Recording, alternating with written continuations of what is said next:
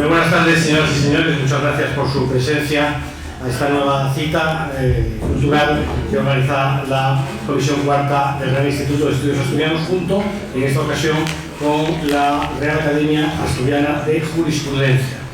Como saben, venimos desarrollando desde el día 22 de mayo una ambiciosa unas jornadas sobre Campomanes 1723-2023, precisamente ideada por una sugerencia extraordinaria de nuestro ponente de hoy, Jesús Arango, que hace un año y pico, en ocasión de la reunión de la Comisión Cuarta, pues propuso justamente celebrar estas jornadas. En esta ocasión estamos ya en la penúltima de las ponencias, la ponencia de Jesús Arango, de la Aldea La Corte, Vida y Obra de Campomanes, y mañana jueves, no en este recinto, sino en el edificio histórico de la Universidad de Oviedo, se clausurarán estas jornadas con la intervención de Elena de Lorenzo Álvarez, profesora de la Universidad de Oviedo, sobre Campomanes, censura, cultura y poder en el siglo de las luces.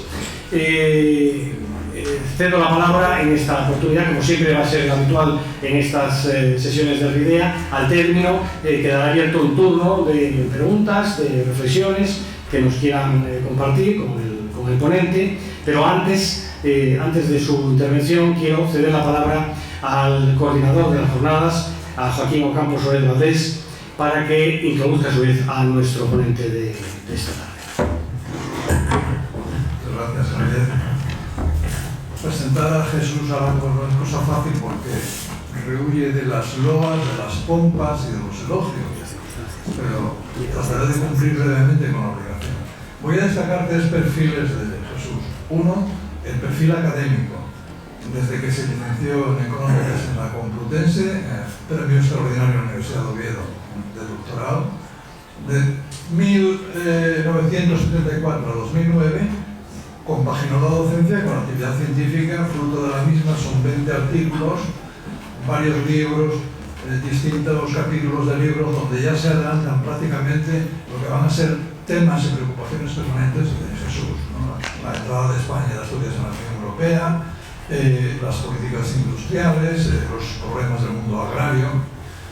Y durante esos años de docencia colaboró activamente con el SADEI, lanzamiento de la Sociedad Asturiana de Estudios Industriales. La segunda faceta es la faceta de gestor público, ¿no? Y en esa faceta, la trayectoria es conocida por todos ustedes. Fue diputado, consejero de Agricultura en el primer gobierno autonómico, secretario de Estado de Estructuras Agrarias, director general de Empleo con don Luis Martínez Naval, y a la vez formó parte de presidente del Instituto de Reforma y Desarrollo Agrario de IRIDA, y formó parte como asesor y experto en numerosas comisiones y comités nacionales de empleo, formación profesional, comunidades europeas, Fundesco, Largo Caballero, INEM, Instituto Nacional de la Seguridad Social. Y la tercera faceta, que es la que más me interesa destacar, es la que se inicia en 2009. Desde la doble atalaya que le proporcionó su formación económica, que le proporciona, y experiencia docente con la de funcionario del sector público, realiza una vía nueva de análisis y de ensayo que se va a materializar en unas publicaciones que considero que son muy relevantes para el conocimiento de Asturias y que el tiempo convertirá en clásicas. Cito entre 2009 y 2022, Montes Comunales de Asturias y otras cuestiones agrarias. Somiedo de Transhumancia, Parque Natural. Relatos de economía política, especialmente recomendable. Asturias, sendos escritos, reseña geográfica de Asturias, y el último, escrito sobre Asturias, 50 años de economistas. En estas obras ofrece una perspectiva múltiple e interdisciplinar sobre aspectos macroeconómicos de la economía asturiana, el desempleo, la desigualdad y disparidad regional en la renta y en la distribución de la población, políticas industriales, también aspectos sectoriales, digitalización, cuotas lácteas, políticas territoriales, sin olvidar aspectos comarcales, Oscoseo, Camino de Santiago, aspectos antropológicos sobre el queso, el óleo y perfiles biográficos, en especial Pedro Piñera y Luis Martínez Naval. Estos escritos lo convierten a Jesús en un think tank, en una referencia en el conocimiento de Asturias, en un faro. Y para terminar, yo quisiera, con permiso de Jesús, establecer un vínculo, ya que estamos hablando de Campomanes, del siglo XVIII, de Jesús como un ilustrado contemporáneo, en el sentido ilustrado de Todorov. Todorov vincula la ilustración con el racionalismo, con un movimiento interdisciplinar, transfronterizo y con muchas raíces en, entiéndase bien, el libre pensamiento y el libertinismo político del siglo XVIII, el abate Reynal, Gassendi, luego Voltaire. Es decir, unas corrientes de pensamiento que se alejan y se desvinculan de cualquier dogmatismo. Por eso Ramiro Lomba, en la introducción a la última obra que cité, habla de Jesús como un libre pensador políticamente incorrecto, porque no se muerde la lengua y dice lo que piensa. Y por último, establecer también vínculos de Jesús con la ilustración, en tres sentidos. En la época de Campomanes no existía la economía como disciplina académica, era la economía política. Adam Smith, Jovellanos, le quitaron la palabra política a finales del siglo XIX, con lo cual se perdió todo el componente ético que tenía esa ciencia, que, como decía Jovellanos, era la economía política, una ciencia al servicio de los hombres para hacerlos felices. Y por felicidad, era felicidad pública, hoy se emplea crecimiento económico. Es más completo felicidad pública en el sentido de que incorpora elementos éticos, crecer, pero distribuir la renta mejor. También tiene mucho parecido con Campomanes en ese doble perfil. Campomanes fue economista, jurista, y luego fue gestor público, es decir, inspirador doctrinal de muchísimas ideas y ejecutor de las mismas. Con Campomanes comparte también el amor a Asturias y al mundo rural. Para Campomanes, el mundo rural era algo básico, puede considerarse un precursor de la lucha contra la España vaciada.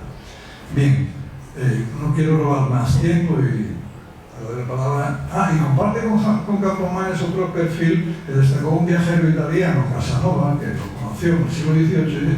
Campomanes era una persona adusta, seria, cortante, pero en la pequeña distancia, pero en el trato era una persona amabilísima, culta y muy disciplinada intelectualmente. Bueno, cedo la palabra. Bueno, pues buenas tardes. Agradecerle en esta tarde de junio la presencia de aquí.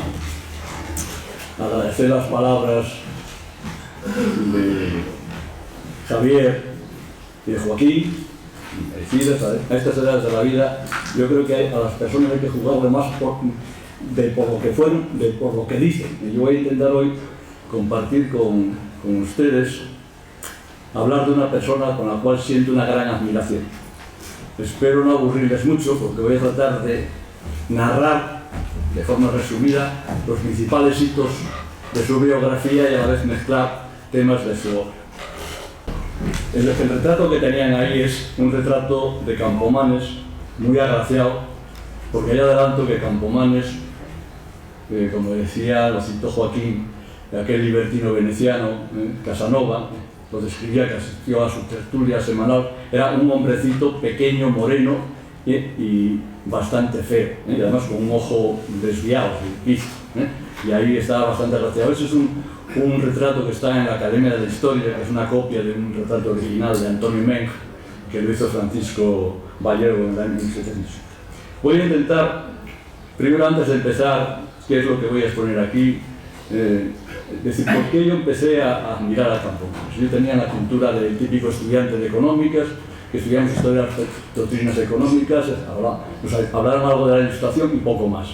Y yo tuve un primer encuentro con una obra genial del economista austriaco Schumpeter, que hizo una historia del análisis económico, que se tradujo al español en el año 72 por Manuel Sacristán, con un prólogo de un economista muy singular que fue Fabián Stopper. Y Schumpeter, en esa historia de las ideas económicas, ya cita a Campomanes como un gran representante de los economistas prácticos, lo que llamaba antes Joaquín la economía política. Después encontré un artículo en el año 75 de un tal Bosch, que era becario de la Fundación Marx, que escribía desde el Instituto de Educación de Londres sobre los discursos de Campomanes, que después voy a hablar, que hablaba de educación, éxodo rural y cambio económico. Me impresionó bastante. Y por último, la tercera lectura que La tercera lectura fue el estudio preliminar que hizo Tomás Valiente, Francisco Tomás y Valiente, a la segunda edición de una obra muy famosa de Campomanes, que es el Tratado de la Legalidad de Amortización. Bueno, a partir de ahí empecé a aficionarme, fui recogiendo cosas, y hace un año pensé que era un buen momento de celebrar en el RIDEA este tercer aniversario de su nacimiento, ante, digamos, el poco conocimiento que hay de Campomanes en Asturias. Para mí el asturiano más importante que ha dado esta tierra en términos culturales, políticos y demás. Y tengo que agradecer a las palabras de Joaquín, pero más sobre todo lo que escribió hace poco tiempo en un artículo. Que un jovellanista como Joaquín Ocampo haya dicho que Campomanes es el primer asturiano, para mí es muy reconfortante. Bueno, pues a partir de ahí empecé a acumular información, artículos, libros y demás. Y lo que hice ahora fue lo que yo sé hacer. Yo no soy ni economista, ni historiador, ni economista especializado en historia del pensamiento económico. Pero tuve la osadía, cuando planteamos este ciclo, de decir, bueno, voy a hacer una intervención. ¿Y qué fue lo que hice?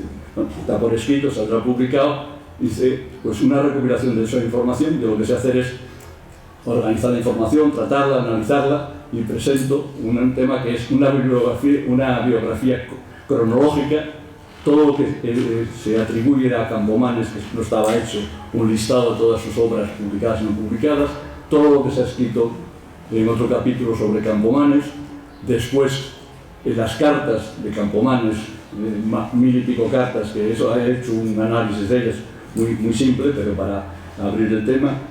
Y por último, un capítulo dedicado al pensamiento agrario y al concepto de la propiedad de la tierra de Campomanes y Jovellanos, enfrentando esos dos grupos. Yo lo que voy a hacer hoy aquí es tratar de hacer un recorrido, espero no cansarles, por los principales hitos de la vida de Campomanes.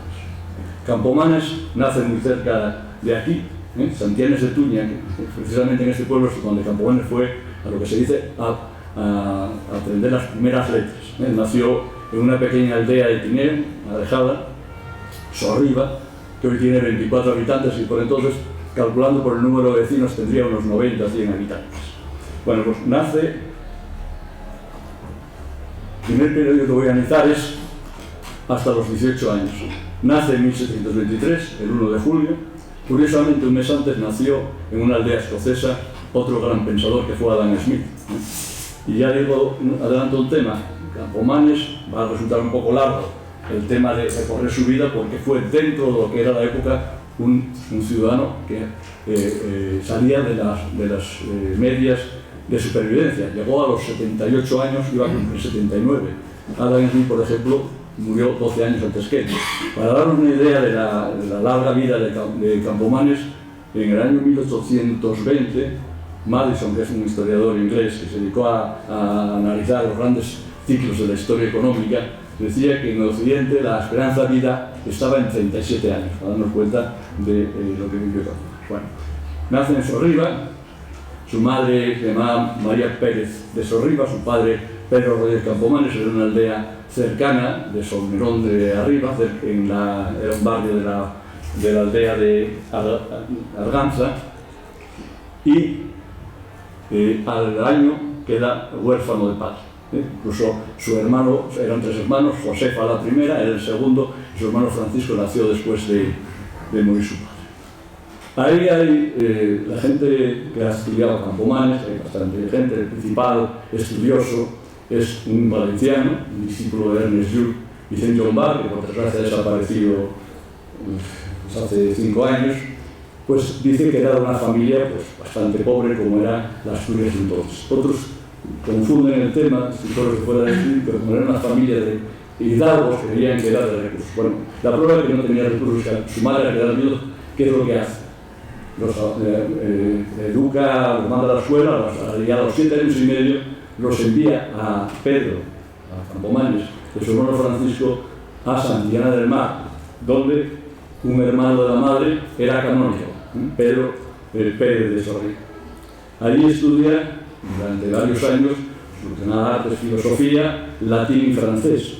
Y sobre los 15 años regresa a Asturias, y ahí hay una época, un agujero negro en la biografía de Campomanes. Mi hipótesis, Fermín Canella dice que estudió 2 años de leyes en Oviedo y otros 3 en la Universidad de Sevilla, esa tesis no se aguanta. Miguel Artola, que es mucho más sensato, dice que, hombre, si hubiese estudiado en una universidad, en el currículum que él hace, después lo citaré, en 1757 para presentarse en la plaza de fiscal, lo hubiese figurado. ¿Cuál es mi hipótesis? Mi hipótesis es que el gran centro cultural y de poder que era el monasterio de Corrias, él anduvo dando clases por esa zona. Yo creo que ahí estudió, como hizo Feijóo en el monasterio de Santo Esteban, bachiller de artes, y que probablemente es un tema que habrá que investigar, pero para mí es la hipótesis. Bueno, pues ahí estuvo 3 años, y a los 18 años más o menos, esto es el monasterio de Corrias, se va a Madrid. Claro, y se va a Madrid ya con recomendación, y empieza un tema de un hombre que es hecho a sí mismo, que su familia no era noble, en una sociedad tan espantada como aquella del siglo XVIII, era muy difícil el ascensor social que llamamos ahora. Se va a Madrid con la recomendación de ¿quién? De Gaspar Amaya, que era el abad de Santillán del Mar, amigo relacionado con su tío Pedro Pérez de Sorriba, a trabajar con uno de los mejores abogados que había en Madrid entonces, que era Juan José Ortiz Amaya, pariente de este Gaspar Amaya.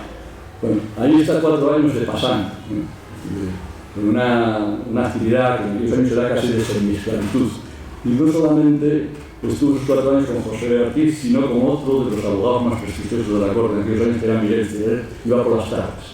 Durante un año asistió también a la Junta de Práctica Jurídica de Tomás Apure, pero el caso es que en 4 años, aduciendo, entonces el título de la universidad no era necesario para llegar a acceder a abogado, se convierte en abogado. En esos años, y la convivencia que tiene con este Ortiz de Amaya, empieza a frecuentar los círculos novatores, que eran círculos donde intentaban introducir en España las corrientes que circulaban de la administración en Europa, y se convierte, o acaba convirtiéndose, en un regalista radical, es decir, un defensor de la monarquía con el poder absoluto, que le va a conducir, un perfil que le va a conducir a Campomanes a lo largo de la... Bueno, esto no sé qué pasa. Aquí hay 2 fechas. Unos autores dicen que se casó a los 21 años y otros 4 años más tarde. Dejemos ese tema. ¿Y con quién se casó? Con Manuela Amaría y Amaya, sobrina del abad de Santillán del Mar. O sea, cierra el círculo, y también pariente, era Estremé, pariente del abogado de su jefe. Tiene 4 hijos, 2 hijas al principio más o menos, y después 2 hijos pues, bastante más tarde. Anselmo, que muere a los 14 años, que ya lo coloca, porque uno de los temas que vamos a ver de Campomanes, un hombre que va haciendo a sí mismo, no solamente se dedica a la poesía, sino también se dedica a ser un gran padre de familia, y colocando a toda, como jefe de clan, a ocuparse de todos los asuntos de la familia. Muere Anselmo a los 14 años y ya es paje de la corte de Carlos III, del príncipe y cadete de los guardias reales. De estos 4 hijos, el único que le sobrevive cuando muere es Sabino. En el año 45 ingresa como abogado, y en el año 47 escribe su primera obra, que es Disertaciones históricas sobre la Orden Templaria. El título no es exactamente así, pero bueno. Y ese ya es un trabajo que había comenzado 4 años antes, y que le permite ingresar a la edad de 25 años como académico honorario de la Real Academia de Historia. Aparte de hablarle a latín y francés, se dedica a aprender árabe y griego, con el árabe con un profesor Miguel Cassini, y con el griego con José Carbonell. En el año 1950 ingresa en lo que hoy es el Centro Asturiano, que se llama entonces muy pomposamente Real Congregación de Nuestra Señora de Covadonga de Naturales y Originarios del Principado de Asturias de Madrid. Es decir, que él siempre estuvo interesado por los temas de Asturias, rodeado de la gente de asturianos, que se ocupó bastante de promocionarlos, y después escribe, ya siendo muy joven, reflexiones, joven pues de sobre 27 años, de reflexiones sobre la jurisprudencia española y el ensayo para reformarse de sus abusos. Y después publica con seudónimo un famoso artículo que se llama Bosquejo de la política económica española. Y se dedica a traducir del árabe un tratado de agricultura, el tratado de agricultura de un nombre impronunciable para mí, el Awan, que formaba parte de un libro muy famoso de las tierras de cultivo del señor Tour, de un economista francés, que era la forma de introducir los avances técnicos en la agricultura española. En el año 1753 lo designan ya, a pesar de su juventud, censor de la Real Academia de la Historia. Y el Papa Pío VI la autoriza a leer libros prohibidos, curiosamente salvo 3 autores, uno de ellos el de Maquiavelo. Durante todos los años no solamente hizo de pasante, empezó a ejercer la abogacía, empezó a tener clientes muy importantes, porque fue famoso por precios que ganó, tanto de regalías como de otro tipo de cuestiones, pues representó a la casa de Alba, al conde de Benavente, y a la vez él entendía que había que seguir formándose en temas de conocer la historia, porque era un método de conocer la evolución de las leyes, de las pragmáticas, y de utilizar esos conocimientos para después subir en la escala política. Tal fue la intensidad de trabajo de este buen ciudadano que en 1754, es decir, 13 años después de llegar a Madrid, el hombre cae agotado, pero hoy ya veníamos un estrés fuerte y tuvo que abandonar Madrid y regresar, como dicen las crónicas, a su país. Su país que precisa que fue a casa de su tío, Pedro Pérez de Sorriba, que por entonces no sabemos si seguía en Santillana Mar o había regresado a Asturias. Por lo tanto, él estuvo unos meses descansando de ese agotamiento y volvió después a la corte. Esa es una imagen de aquel Gijón de mediados del siglo XVIII. Y ahora vamos a empezar con la primera fase de su trayectoria pública, en la que compatibiliza la actividad privada de abogado de prestigio, con un primer nombramiento, que es el nombramiento de asesor general de Correos y Postas del Reino, que lo hace, lo designa Ricardo Val, que era, digamos, el primer ministro, secretario de Estado de Fernando VI, que había conocido un tema muy importante, que era por entonces lo que eran las relaciones de poder, había conocido a Campomanes en la tertulia novatora del padre Sarmiento, Fernando Piñico, se relacionaba mucho con el padre Fijo. Bueno, pues ese es su primer puesto de actividad política, pero cada vez tenía que, no era generar ingresos suficientes y a la vez tenía que hacerlo compatible con el tema de su tema de abogacía. Escribe un libro que ha visto muy famoso a nivel internacional, que es una traducción del griego sobre la antigüedad marítima de la República de Cartago, pero que acabó siendo más conocido como el periplo de su general amo, que fue traducido al francés. Es designado del censor de la corte. Voy a poner un poco de los cargos, pero que fue acumulando mucho más de los que yo voy a comentar.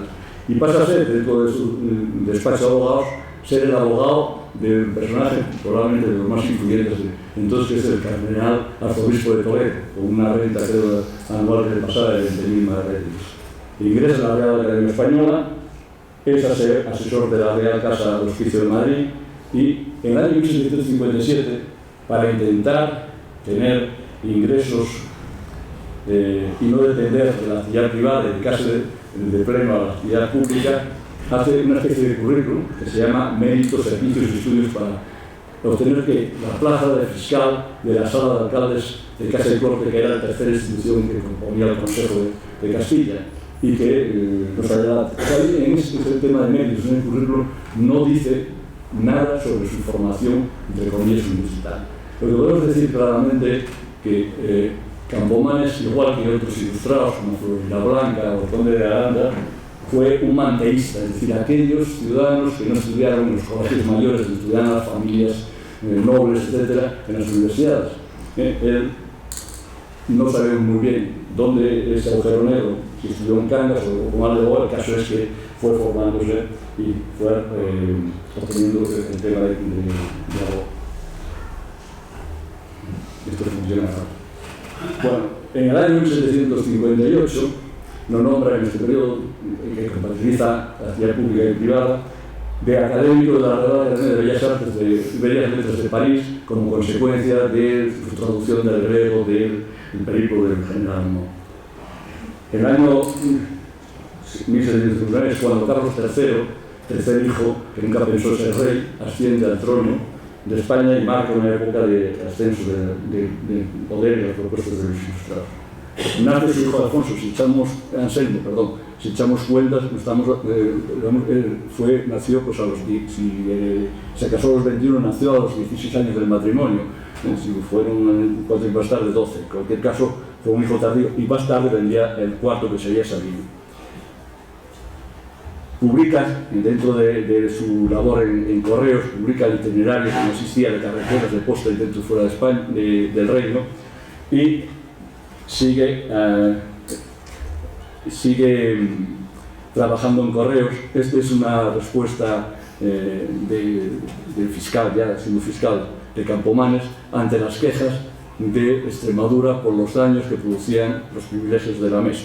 Bueno, pues ahora empieza una nueva fase, que es una fase de 21 años más o menos, a partir de que él se dedica con plenitud a la actividad pública. Así lo nombran en 1762 fiscal del poderoso Consejo de Castilla, sigue escribiendo, por ejemplo hace dentro todavía como asesor de correos un tema similar al que hizo para España de noticias del Reino de Caminos de Portugal, que fue utilizado en aquellos tiempos como información militar porque España podía entrar en guerra con Portugal.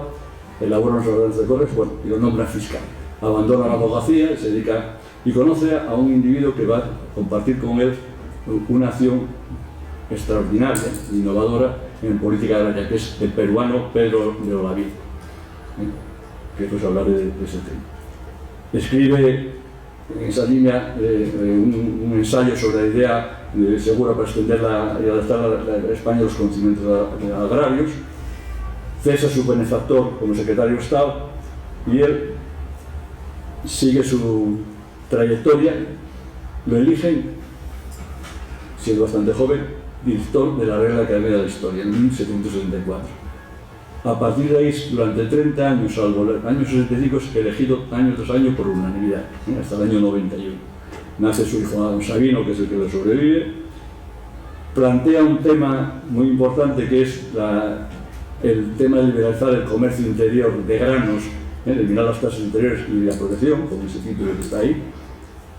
Y aquí hay un tema que voy a detener, que es un fiscal del Consejo de Hacienda, Francisco Carrasco, eleva lo que se llama una representación a el rey Carlos III, que pretendía lo siguiente: era estudiar si se limitaban el que la Iglesia siguiese engrandando su patrimonio de bienes raíces. No se planteaba desamortizar los bienes de la Iglesia, como pasó en las elecciones, sino simplemente limitar que no siguiese aumentando. Bueno, pues Carlos III la tramita a que se discuta en el Consejo de Castilla a través del famoso Esquilache, y en el Consejo de Castilla hay 3 fiscales que van a hacer alegaciones, 2 es Carrasco y Campomanes, y un tercero, un personaje de Cangas de Tineo, entonces Cangas de Narcea hoy, López de Sierra y Cienfuegos. Tardan un año en hacer las alegaciones a esa propuesta, porque Campomanes es capaz en ese tiempo, por eso es una persona muy diligente, con una capacidad de trabajo increíble, escribe el famoso Tratado de Legalidad de la Amortización. Tanto Carrasco como Campomanes son favorables a limitar a la Iglesia que siga acumulando bienes, tierras y demás. Sin embargo, López de Sierra, que formaba parte del Consejo, todas sus alegaciones son contrarias a esa limitación. Tardan un año en dimes y diretes, y el 18 de julio de 1766 hay una votación en el Consejo de Castilla y triunfan las tesis de López de Sierra, oponiéndose a esa pretensión que tenían Campomanes y Carrasco. ¿Sí? Y además con una diferencia importante. La propuesta de Carrasco y Campomanes favorable a la limitación solamente sacó 6 votos de 16.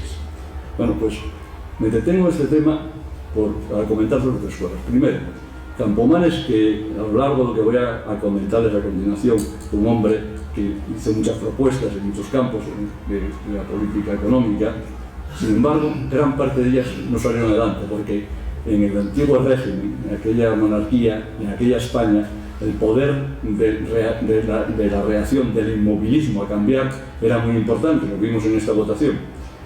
Era tan importante que estamos hablando de 1765, cuando hace el Tratado de Regalía de la Amortización. Pues 50 años más tarde, otro asturiano, no tuvo suerte Campomanes con los coetáneos asturianos en sus propuestas, que era de Llanes, obispo Pedro Iguanza, que llegó a cardenal, un reaccionario de tomo y lomo, escribió un libro que se llamaba El poder sagrado de la Iglesia sobre los bienes raíces. Bueno, y 60 años más tarde, de escribir este libro, el Tratado de Regalía se metió en el índice de libros prohibidos, es decir, no poder leerlos, de la Iglesia, y estuvo vigente nada ni nada menos que hasta 1948. Por decirlo, ¿a quién acompañaron a Campomanes? Pues, por ejemplo, estuvo en ese índice prohibido pues, el expediente de ley agraria de Jovellanos o las obras de otro asturiano, que era clérigo, pero era un hombre avanzado de ideas, como Martín Marín. Bueno, y en esa fecha que se debate ese tema y que pierde Campomanes, en abril de ese año, por una orden, se manda a los intendentes de Hacienda que busquen, que analicen los problemas de la agricultura y busquen los estudios que hay al respecto. Y esas son las bases del expediente famoso de la ley agraria de Jovellanos. Es decir, a pesar de la derrota que hace Campomanes, pues con esas bases que se ponen en marcha con estudios y de las opiniones de los intendentes, creo que es en 1771, 6 años más tarde, manda a hacer lo que se llama un memorial ajustado, y que tarda 3 o 4 años en publicarse. Y en el año 77 Campomanes coge todo lo que hay de expediente de ley agraria, voy a resumirlo porque es más largo, y manda que se lo envíen a la Sociedad de Amigos del País de Madrid, la Sociedad Matitense, para que la clase de Agricultura haga un dictamen al respecto. Estoy hablando de 1777. Los señores de la Sociedad Matitense lo tomaron con calma, entre que lo publicaron, lo leyeron, pues tardaron hasta 1784. Se dieron cuenta 3 años más tarde que aquello era muy complejo y le mandaron, digamos, todo el expediente, que ya era de 94 piezas, a Campomanes, que por entonces estaba por aquí dando vueltas por Gijón, año 87. En el año 90, le mandan una carta a Campomanes, a Jovellanos, de cómo va la redacción del expediente. Es decir, que lleva 3 años y contesta Campomanes 3 o 4 meses, Jovellanos 3 o 4 meses más tarde, que está en ello, que ya tiene el plan de trabajo y que se pone a la labor. Jovellanos tardó hasta el año 84 en acabar el famoso expediente que se publicó, se imprimió en 1785, que nunca llegó a ser ley. ¿Qué quiero decir con esto? Que 30 años antes Campomanes, cuando se ve vencido en el Consejo de Castilla, inicia todo el recorrido y la famosa ley se atribuye a Jovellanos. Jovellanos lo que hizo fue redactar todo el material que había acumulado precisamente todo en esa fase.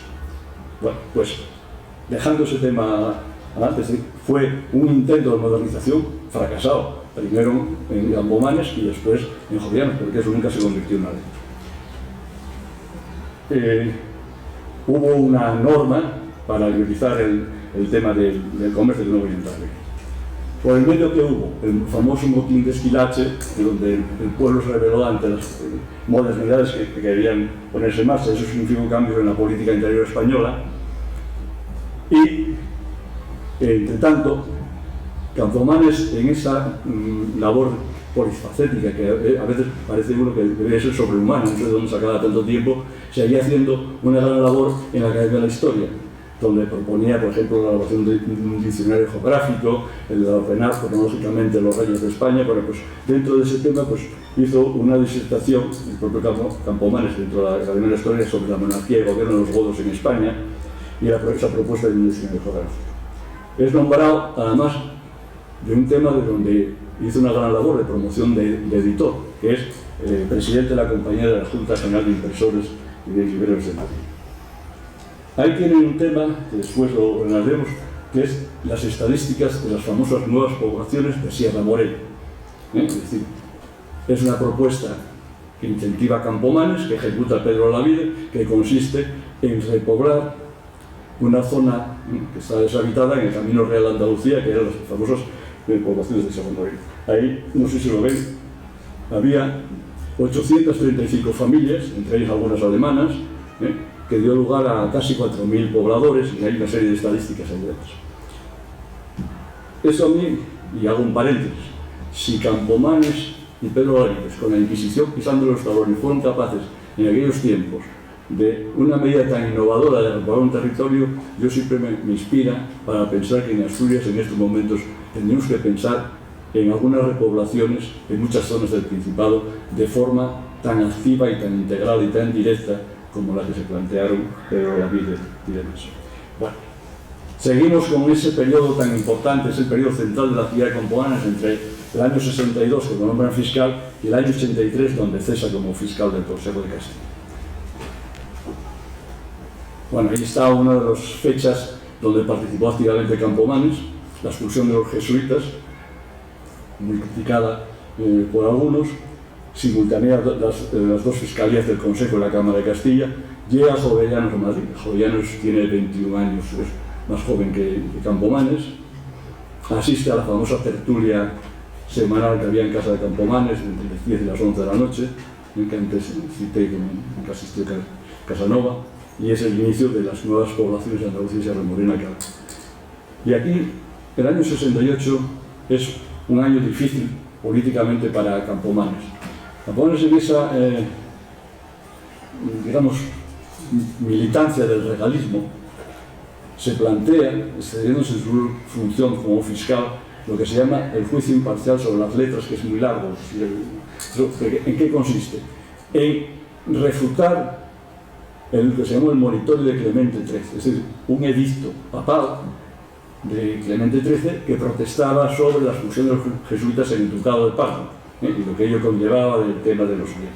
Bueno, pues Campomanes critica eso de forma, digamos, personal, crean mucha polémica, piden la dimisión, no lo logran, y es un tiempo muy complicado. Después, en el año siguiente, Campomanes, que se escribía mucho con Jerónimo Feijóo, en Asturias, voy a hacer un paréntesis, en la Ilustración podemos dividirla en cuatro épocas: la de José Campillo y Cosío, digamos a principios del siglo XVIII, donde se puede incluir a Navio Osorio, el tercer marqués de Santa Cruz, que escribió también sobre temas de agricultura.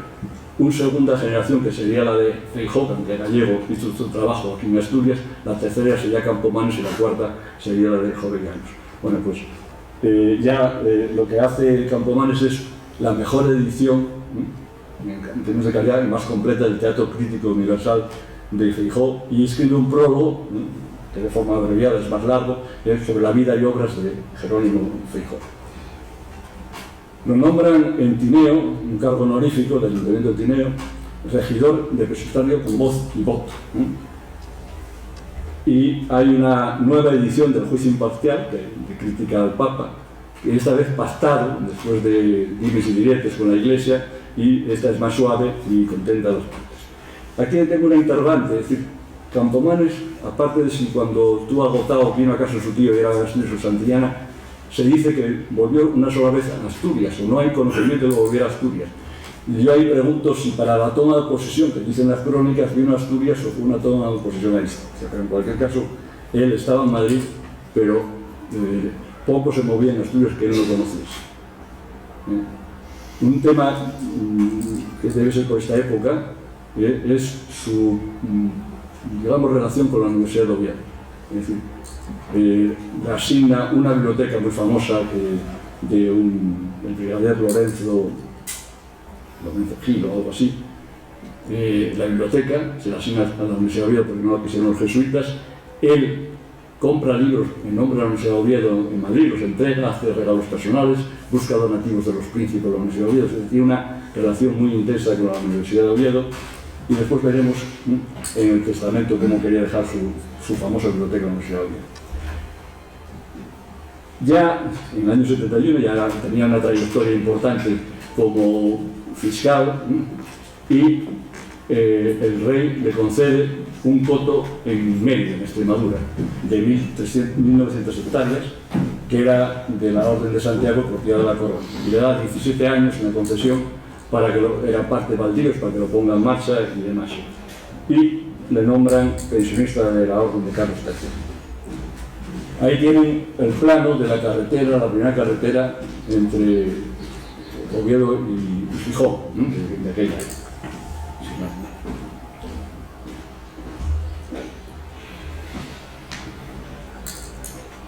Bueno, y aquí está, digamos, la parte más importante desde el punto de vista, digamos, de economista, que son, en el año 74 publica el discurso sobre el fomento de la industria popular. Aparte que se ha nombrado otro cargo más, director de la Academia de Jurisprudencia Práctica de la Concepción, y llega a Madrid un personaje poco conocido, el gijonés Alfonso Álvarez de Beriña, que fue su secretario particular y que era el que resolvía todo tipo de asuntos públicos y privados, lo que hoy llamaríamos tráfico de influencias. Estudiaban jovellanos, iban a venir a conseguir algo de Campomanes a través del secretario, era este hombre que acompañó a Campomanes hasta sus últimos días y que murió como un tema de precisión en la pobreza. O sea, eran tráfico de influencias, pero parece que no se aprovechaban mucho de las circunstancias.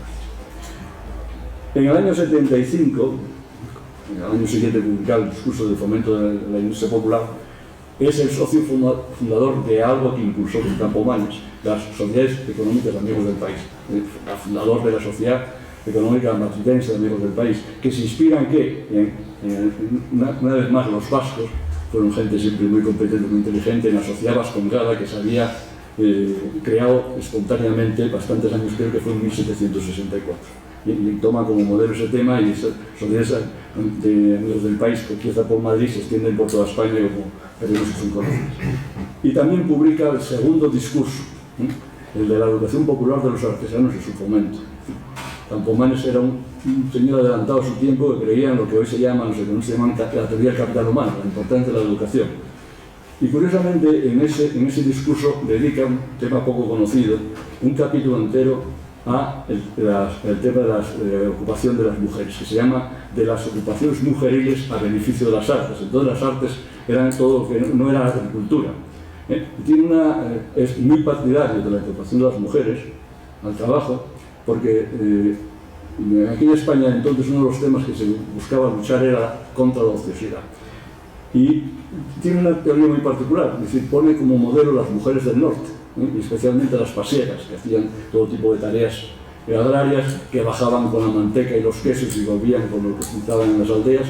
Y en general habla de la presencia de la mujer del norte en las tareas, y que en la medida que se bajaba hacia el interior de España y hacia el sur, ese trabajo sobre la universidad de las mujeres desaparecía, y tenía una teoría muy particular que era debido a la influencia musulmana que consideraba a la mujer como dedicada al ocio.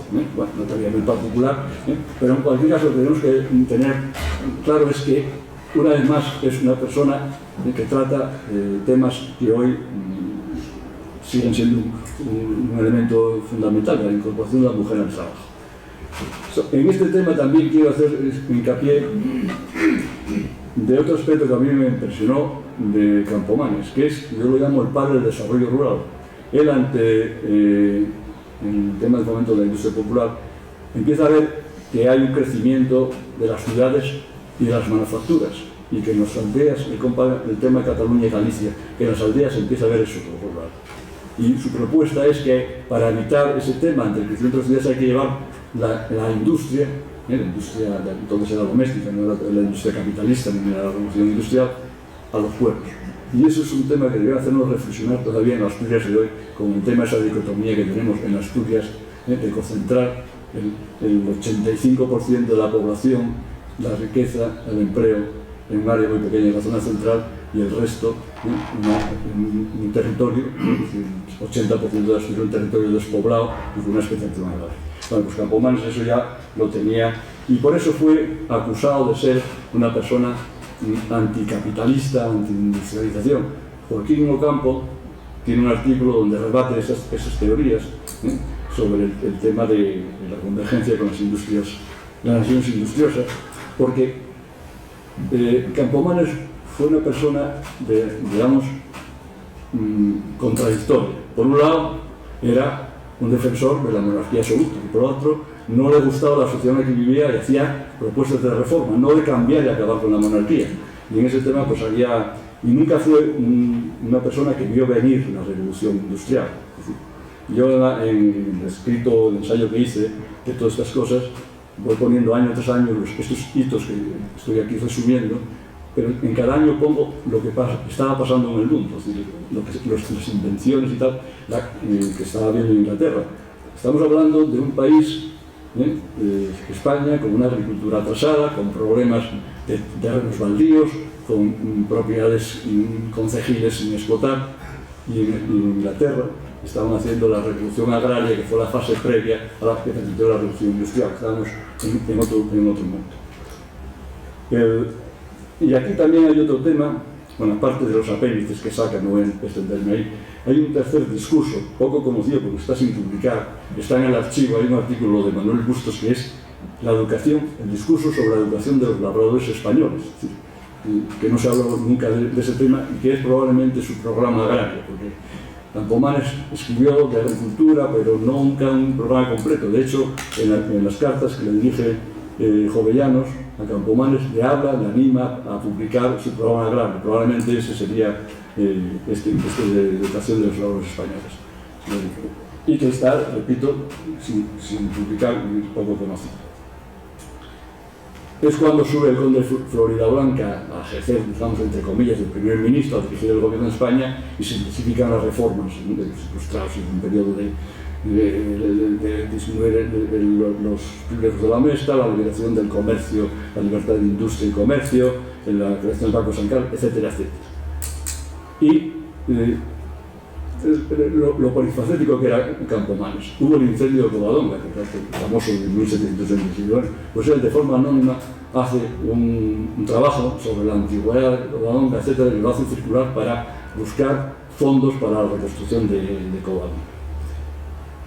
Y también, después de escribir esos dos discursos, que podemos llamar un programa patriótico escalonado de fomento del crecimiento del empleo, que por cierto se publicaron no con el nombre de Campomanes, sino como un programa de gobierno financiado por el Estado, se dedica en el año 77 también a otra actividad poco conocida de Campomanes, que es el que escribe el Tratado sobre la Policía de Pobres. Y ahí voy a leerles, para no equivocarme, dos visiones que había en aquel Consejo de Castilla, con motivo de la famosa discusión de la representación para limitar el tema de la Iglesia. La sociedad que pensaban los que ganaron aquella votación, que era el informe del fiscal de Cangas de Narcea, López de Sierra, que decía: no considera el Consejo que la felicidad pública consiste en la proporcionada distribución del dominio y propiedad de las cosas fructíferas.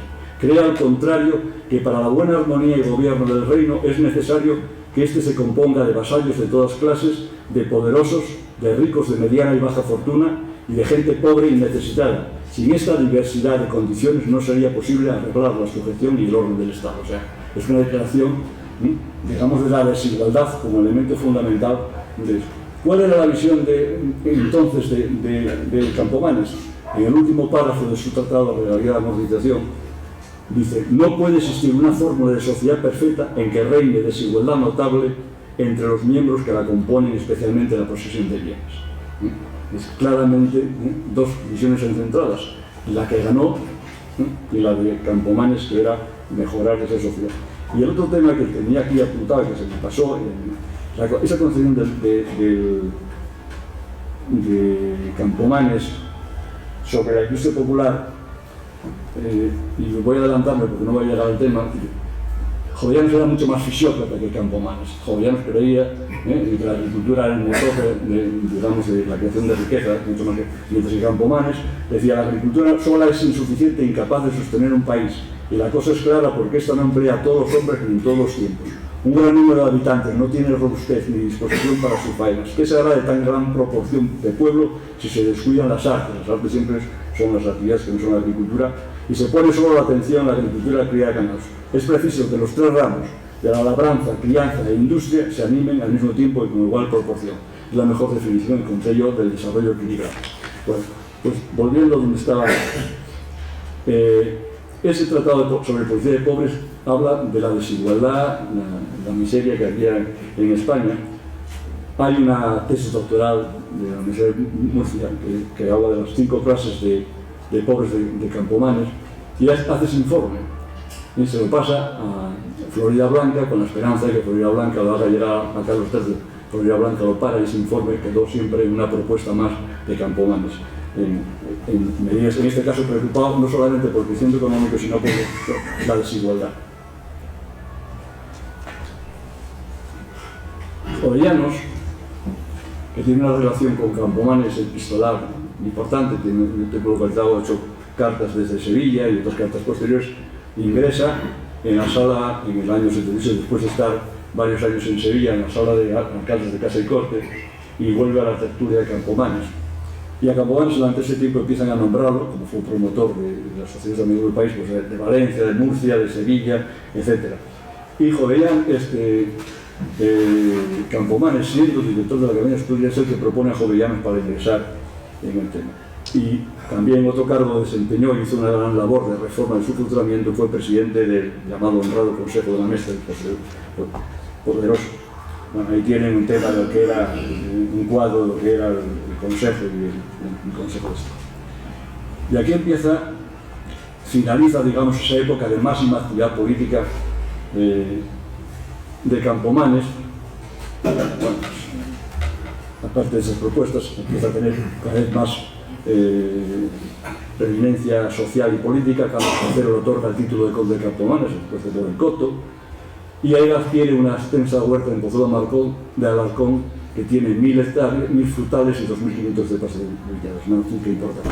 La Sociedad de Amigos del País de Asturias aprueba los estatutos, donde Campomanes tuvo un papel importante en su tramitación, y hay un inventario de su biblioteca que él mandó a hacer a un tal Blanco, donde tiene casi 4000 títulos y casi 7000 volúmenes. ¿Ves?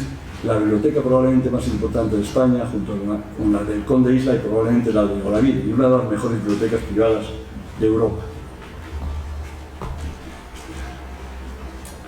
Y ahí empieza también otra labor que pongo por ahí, que son mezclar las actividades políticas con la actividad familiar. Él empieza a promocionar al hijo, aparte del sermo que había muerto, a su hijo Sabino a diferentes puestos. Lo nombran regidor del Estado Noble de Madrid, se había educado en el Seminario de Nobles de Madrid, después por ahí fue alcalde de la Mesta, lo metió en la Real Academia de la Historia, etc. Fue un padre preocupado por sus hijos. A sus hijas logró que le diera el rey una pensión, no solamente a sus hijos, sino sus sobrinos, los que vivían, su hermana Josefa, que vivía en Sorribas, 2 de sus hijos los mandó a educar a Alcalá, a la Universidad de Alcalá y a Bolonia. Es decir, era toda una persona que subía a él, pero subía también toda su vida. Siguieron los nombramientos de sociedades de amigos del país y en el año 82 lo ascienden al gobernador del Consejo de Castilla. Es el típico ascenso, patada arriba para mandar menos. Es decir, la labor fundamental de Campomanes se desarrolla entre 1782 y 1783 como fiscal del Consejo de Castilla. Es cuando hace todas las propuestas, digamos, de política económica. A partir de ahí, aparte que se hace más moderado y más autoritario, el cargo de gobernador del Consejo de Castilla es más honorario y limita sigue acumulando los cargos. Fue protector del Monte de Piedad de Madrid, de los naturales seculares de la corte, que forman todo ello, forman parte del patronato royal. Y ahí tienen el nombramiento de miembro de la Sociedad Americana de Filosofía de Filadelfia, y a la izquierda la carta que le mandó comunicando el personal Franklin en esos años. Bueno, en este periodo que va como gobernador del Consejo de Castilla, que son estos 8 años, y que ya empieza a declinar su importancia política, fallece su esposa Manuela, funda un mayorazgo con todos sus bienes y el título de conde, un conde de Extremadura, que después incorpora las fincas, la finca de Pozuelo de Alarcón y las fincas que tenía por Asturias. Su hijo Sabino, como dije antes, nombrado regidor prefecto de Toledo, después fue también regidor honorario de Madrid. Es nombrado miembro de la Sociedad Americana Filosófica de Filadelfia y fallece Carlos III y empieza, después de 29 años de reinado, empieza el reinado de Carlos IV.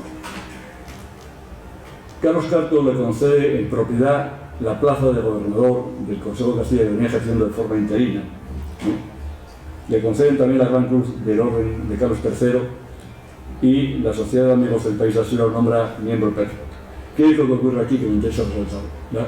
Los fenómenos revolucionarios en Francia del año 1789 y el cambio radical de política de Florida Blanca. Florida Blanca fue un reformador, un ilustrado, pero con los sucesos de la revolución cambia totalmente la actitud, intenta ocultar que en España se entere de la gente de sus sucesos para evitar que esa corriente que llega a España, se alía con la Inquisición y empieza la caída en desgracia de gente como Cabarrús, Jovellanos y Campomanes. Son tiempos ya donde se acaba ese es un plano de la finca de Extremadura y ahora empieza ya la última etapa.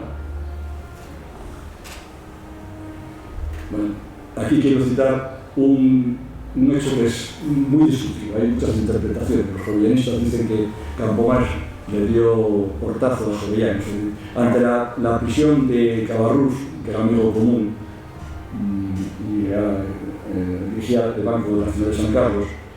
Jovellanos le manda a través de su amigo José Bermúdez una carta a Campomanes para que interceda ante la prisión de Cabarrús.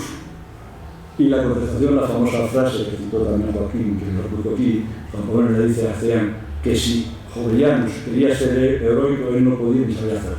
Yo aquí tengo mis tres hipótesis. Puede ser que Campomanes tuviese dudas de la calidad de gestión de Cabarrús, temas de discusión. Podría ser que Campomanes entendía que ya por aquellas fechas su capacidad de influencia había desaparecido, y tercera, que en el hipótesis que no quiso meterse, que traicionó, digamos, a su amigo común y decepcionó a la Jovellanos. Ahí lo dejo, yo no tengo elementos para cuál era la solución. En cualquier caso, a pesar de ese desencuentro, Jovellanos, cuando redacta el expediente de la reforma agraria, que es en 1794, en ese expediente cita al sabio Campomanes y cita de forma reiterada la importancia de su tratado de la vida de la administración. Jovellanos, que siempre se dirigía a Campomanes como mi venerado benefactor, habla de Campomanes como el mejor economista del siglo. Bueno, pues ya para ir acabando, en el año 91 nace su nieto, el único nieto que tuvo varón de Sabino, Rodrigo. Lo cesan ya como gobernador de Castilla y pasa a ser consejero de Estado, que es un tema honorífico. Y el declive político va con el declive cultural. Al cesarlo de gobernador, pues también en la Academia de la Historia nos ha elegido director y César como director. Hace un primer testamento y dona su biblioteca a la Universidad de Oviedo, toda su biblioteca. Después veremos que eso no quedó así. Y empieza ese declive político y toma sus hijos sabinos colocándolo detrás de esos que estaban Campomanes. Ahí tienen un tema de la razón, y me encontré curioso que en aquella época ponían los precios y estaba todo reglamentado. Si se lee ahí, si lo veo yo, había un tema de la libra de salmón fresco, quiere decir que había mercado, comercio importante de salmón fresco del norte de Asturias probablemente, y sobre todo en los escabeches hablan de truchas y demás, y hay las truchas de Asturias, que es muy famosa porque en aquella no había las denominaciones de origen, pero parece ser que aquí tenían fama las truchas de Asturias. A ver, estoy peleando con esto. Bueno, y esta es la fase final, con esto voy a ir acabando y después me meto un poco la impresión. Se proclama la República Francesa, cambia la política, él participa con el Consejo, hace el reglamento por encargo de Aranda, su permiso a la traducción que había empezado en los años 50 del Tratado de Agricultura del Ar-Oeste, forma parte de un proceso de contraconde de Aranda. En el año 1792 cae Florida Blanca, sube a Aranda otra vez de nuevo, está unos meses y vuelve a caer. Y en el Consejo estaba en un famoso enfrentamiento, en presencia del rey, entre Aranda y Godoy. Y que Aranda es cesado inmediatamente para atacar a Godoy, y entonces procesado. Los ajustes de cuentas entonces eran bastante importantes. Y Aranda, por ejemplo, a Floridablanca lo encarceló en Pamplona. Bueno, pues Aranda los cierra en Aragón y Campomanes, siempre tenía la oportunidad de colocarse, participar en ese proceso. Y, por ejemplo, empieza ya a ser una persona que recomienda la instalación de fábricas de algodón en España, pero incipiente de la revolución industrial, y es cuando Jovellanos, como dije antes, acaba el famoso informe de bueno, prácticamente ya va a algunas reuniones del Consejo de Estado, no es capaz de trabajar en hacer un índice de su biblioteca, no es capaz de acabar un prólogo que tenía hecho para la publicación de un censo de población en Madrid, porque cada vez está, Madre Delgado está medio ciego, pero él sigue favoreciendo a los parientes y a los protegidos, a sus hijos, a los protegidos, y especialmente a las nuevas generaciones de asturianos. Ese es un tema que algún día los investigadores jóvenes deberían estudiar, todo ese tipo de relaciones entre campomanes y la gente de Asturias y su población. Bueno, era un hombre de otro tiempo, y muere en 1802, ahí está el certificado de defunción a nombre de su hijo, a las 4:30 de la mañana, olvidado, viviendo todavía en el Palacio de Cisneros, que era su residencia oficial cuando fue gobernador del Consejo de Castilla, vivía allí con su hijo Sabino, con su nuera Isabel y su nieto Rodrigo, y bueno, hace modificaciones testamentarias. La más importante que nos interesa aquí es que generalmente le ha dejado su importante biblioteca. El Museo Oviedo cambia de opinión y entiende que su familia debe aprovecharse de la biblioteca de la venta y propone que se venda pues, a la Museo Oviedo, a otras instituciones, a la Academia de Historia. Su biblioteca acabó desperdigada después de lo que se quedó su hijo Sabino y su yerno, el conde de Isla. En 1840 se vendió y se desperdigó todo. Bueno, muere en esa época, lo entierran en la iglesia de Salvador, que se derriba a mediados del siglo XIX, y sus restos pasan al cementerio de San Isidro, donde curiosamente están olvidados, ¿no? Ahí descansa, pues, olvidado, que fue un hombre que a partir de su muerte, más allá de 4 elogios fúnebres, durante siglo y medio prácticamente quedó fuera, digamos, de circulación. Tuvo su influencia en las Cortes de Cádiz, pero nadie escribió sobre él, bueno, salvo para criticarlo. El libro que hablé antes del obispo de Llanes, Pedro Guanzo, fue muy criticado con doble intención, por Menéndez Pelayo en la historia de los escritores españoles, aunque reconocía Menéndez Pelayo que era un hombre competente. Pero hasta 1954, donde un asturiano, Felipe Álvaro de Requejo, edita en esta institución un libro sobre la vida de Campomanes, prácticamente pasó desapercibido, salvo un acto muy discreto que se hicieron en el segundo centenario del nacimiento, en 1923, en el Ayuntamiento de Madrid, la Sociedad Matritense de País. A partir de 1954, pues, el segundo gran libro de recuperación de Campomanes fue de un chileno, que hizo una tesis doctoral, Ricardo Kerr Wilkins, y a partir de ahí, a mediados de los 70, entra en escena la Escuela Valenciana, Vicente Lombard, un máximo estudioso con diferencias sobre Campomanes, y empieza una corriente de redescubrir a Campomanes. Por ir resumiendo, en los últimos 40 años se han publicado más de 200 publicaciones, artículos, libros, monografías, etcétera, de Campomanes. Y 300 años después, Campomanes volvió a ser más conocido fuera de su tierra, en Asturias, en esta tierra. Y para... Esto es desesperante. Bueno, por resumirles la otra parte del ensayo que van a disponer por escrito. Hay 193, pasó de lado, 193 referencias en un capítulo de todas publicaciones atribuidas a Campomanes, que yo aquí cité muy pocas, ordenadas por orden cronológico, 43 de las cuales no tienen fecha. Después, hay otro capítulo dedicado a gente que escribió sobre Campomanes, básicamente, como dije antes, en los últimos 50 años. Hay 274 referencias de 196 autores. Destacar quién más escribió más sobre Campomanes, Vicente Lombard, en Radio Valencia, 18 publicaciones. Después hay un grupo de 7 publicaciones, Santos Coronas, asturiano, Concepción de Castro, que es la tesis doctoral, Manuel Jesús González tiene 6, es decir, pero más importante que mi diferencia es Vicente Llombart, donde yo tengo que reconocer que gran parte de lo que se explicaba aquí lo he leído de los trabajos de él. Y después examiné en otro capítulo, que no voy a entrar aquí, las 1003 cartas del epistolar de Campomanes, que están en eso, que tuve el humor de meter en una hoja de cálculo, de clasificarlas. Campomanes escribió 288 y fue destinatario de 715. Y no están todas, pero ahí se puede ver una referencia interesante. A quien más escribió fue a Antón de Florina Blanca, después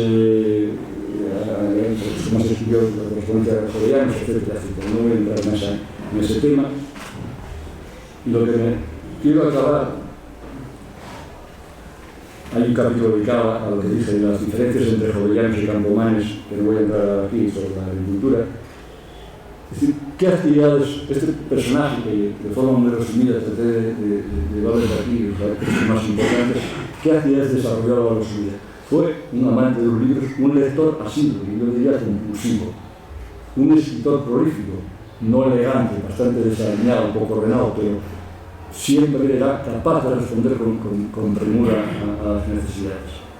Un gobernante duradero, ya vimos que durante casi 30 años fue con diferentes puestos en una actividad pública, durante 50 años fue un personaje público, era un orador de una locuacidad interactiva y seductora, y esas 4 actividades le permitieron, son las que explican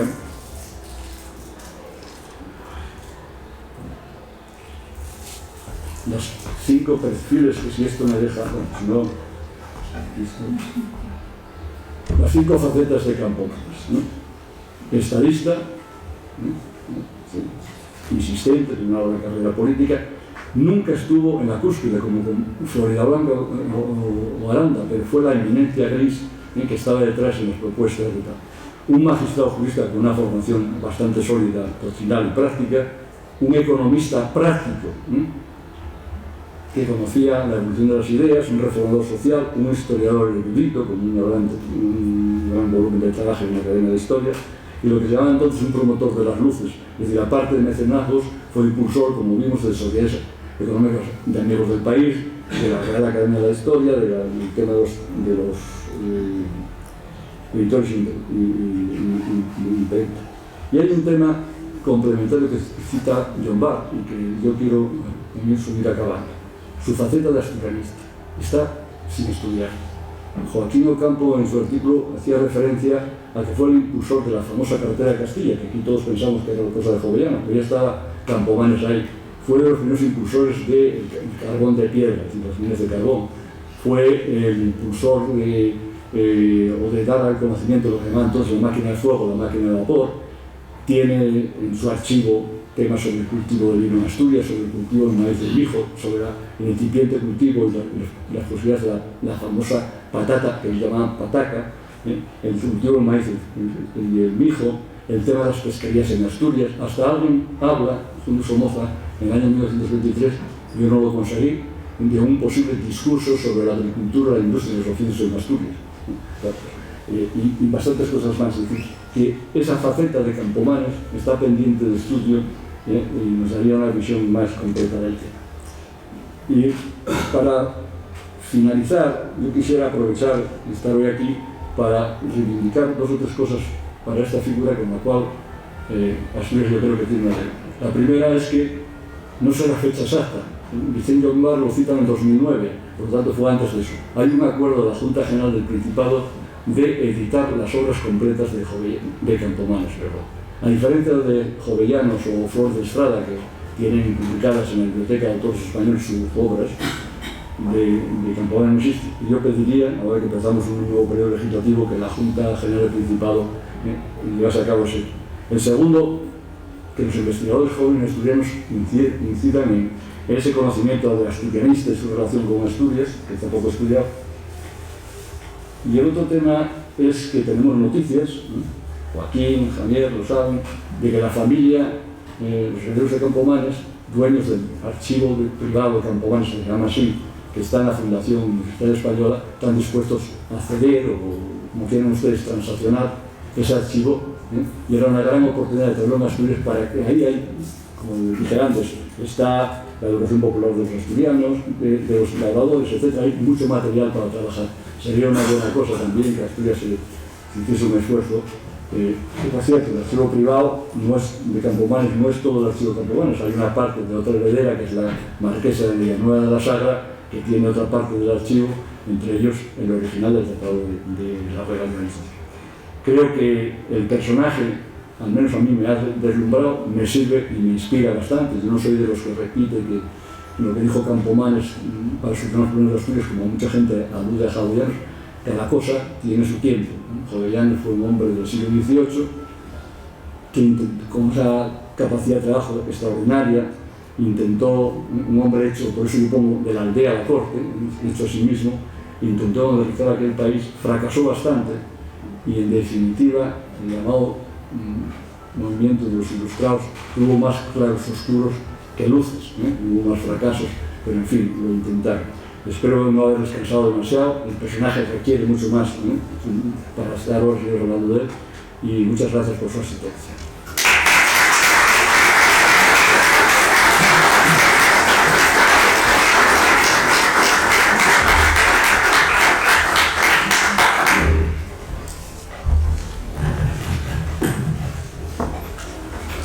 Muchas gracias, Jesús. Y como les decía al comienzo, ahora es su turno. Si alguien quiere hacer alguna pregunta, plantearle alguna cuestión a nuestro ponente, es el momento.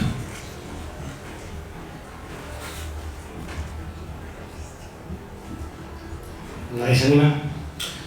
Bueno, pues entonces ya con esto quedan citados para mañana, como les digo, mañana jueves 29, a las 6:30 en la aula magna de la Universidad de Oviedo, para la clausura de estas jornadas, con la ponencia Campomanes, Censura, Cultura y Poder en el siglo de las Luces, a cargo de Elena de Lorenzo Álvarez. Muchísimas gracias por su